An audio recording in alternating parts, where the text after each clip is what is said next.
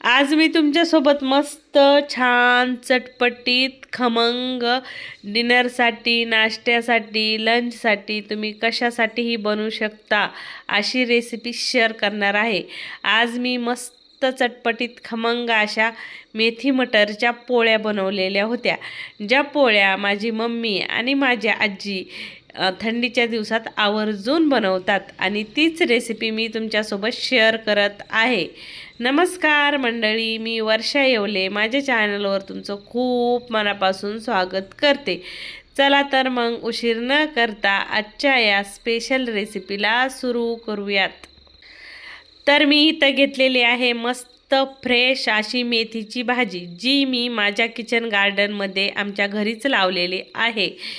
तुम्हाला माझं kitchen garden पाहायचं असेल तर कमेंट करून नक्की सांगा. मी तुम्हाला माझं किचन गार्डन आवर्जून दाखवेल. आणि तुम्ही पाहू शकता मस्त फ्रेश अशी ही मेथीची भाजी आहे. जस्ट मी इथं गार्डनमधून मेथी उपटून आणलेली आहे आणि धुवून घेतलेली आहे. आणि ऑर्गॅनिक मेथी आहे, बिलकुल खात वगैरे घातलेलं नाही.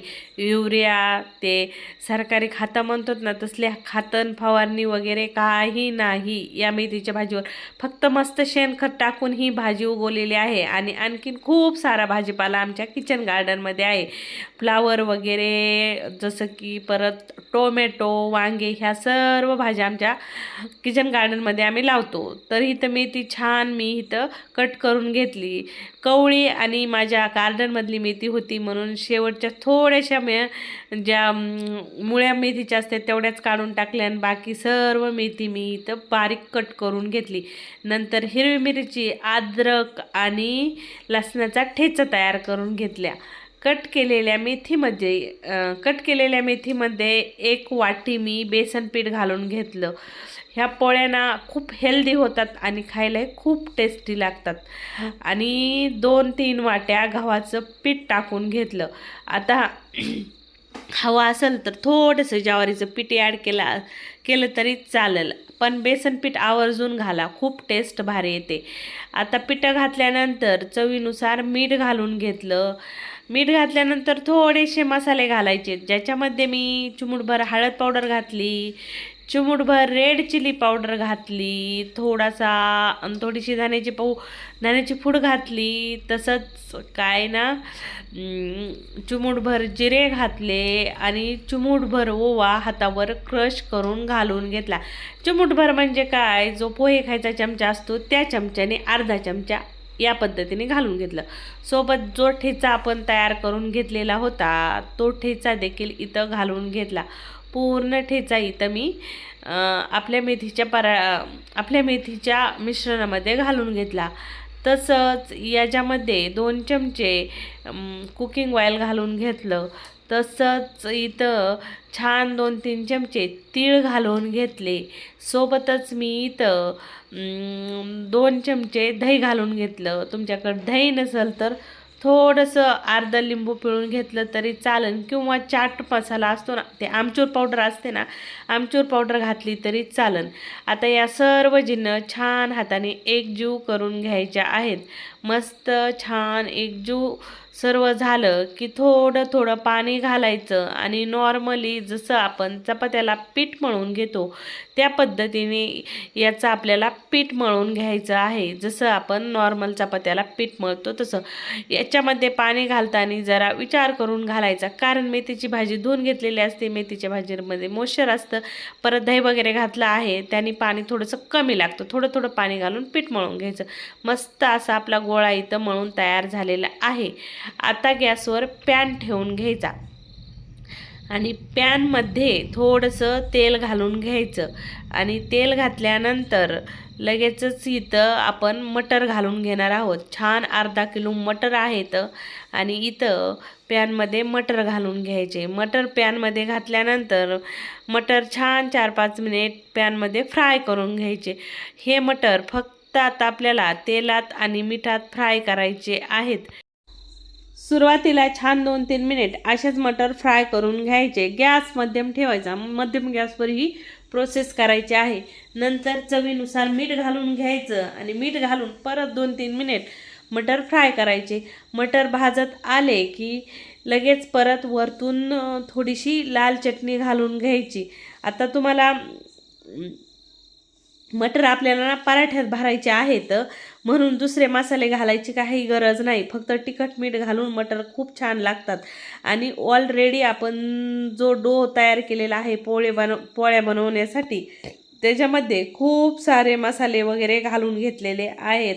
आणि टेस्ट देखील त्या मेथीच्या डोची खूप भारी तयार झालेली आहे. म्हणून त्याच्यामध्ये भरण्यासाठी मटर साधेच भरायचे आहेत, त्यात मसाले खूप सारे घालायची गरज नाही. आता ही माझी चॉईस आहे, आम्ही असेच बनवतो. तुम्हाला हवा असेल तर तुम्ही थोडेफार मसाले ॲड करू शकता. इथं मी फक्त तिखट, मीठ आणि हळद घालून घेत आहे.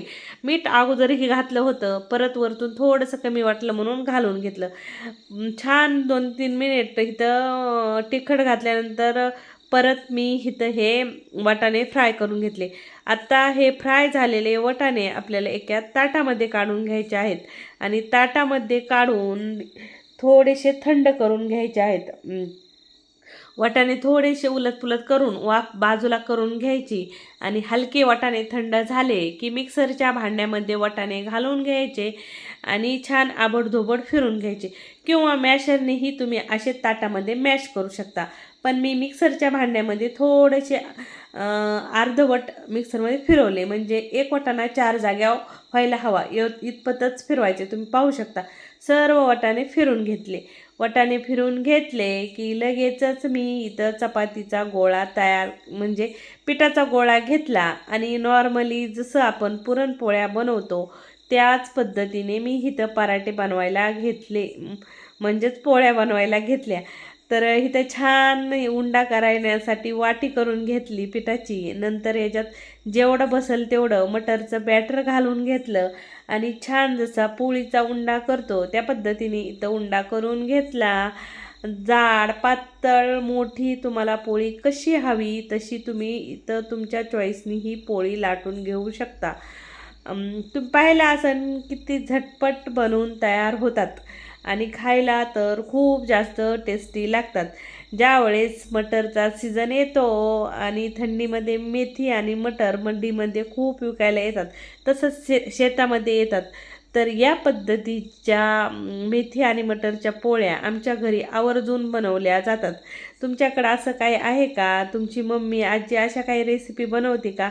असतील तर मला कमेंटमध्ये नक्की सांगा. मी तुमच्या रेसिपी माझ्या पेजवर, म्हणजे माझ्या चॅनलवर आवर्जून टाकल. ती रेसिपी मला कमेंटमध्ये टाकून दिली तर मी तुमची रेसिपी माझ्या चॅनलवर नक्की ट्राय करल. मला अशा जुन्या पद्धतीच्या रेसिपी नवीन नवीन करायला खूप आवडतात आणि टेस्टी लागतात. आणि अशाच मी माझ्या मम्मी आजींनी शिकवलेल्या रेसिपी ट्राय करत असते. आणि आजच्या ही पोळ्याची रेसिपी तुम्हाला कशी वाटली मला कमेंटमध्ये सांगायला विसरू नका. आता ही ना पोळी मी मस्त तूप लावून भाजली. बाकीच्या पोळ्याही तूप लावूनच भाजलेल्या. तूप लावून भाजायच्या आणि खाताना गरम गरम सॉस किंवा दह्यासोबत खायच्या, खूप भारी लागतात. रेसिपी कमेंटमध्ये सांगायला विसरू नका कशी वाटली. रेसिपी आवडली तर लाईक शेअर नक्की करा. परत भेटू अशाच नवीन रेसिपीसोबत. तोपर्यंत मस्त रहा, पोट भरून खा. Bye bye.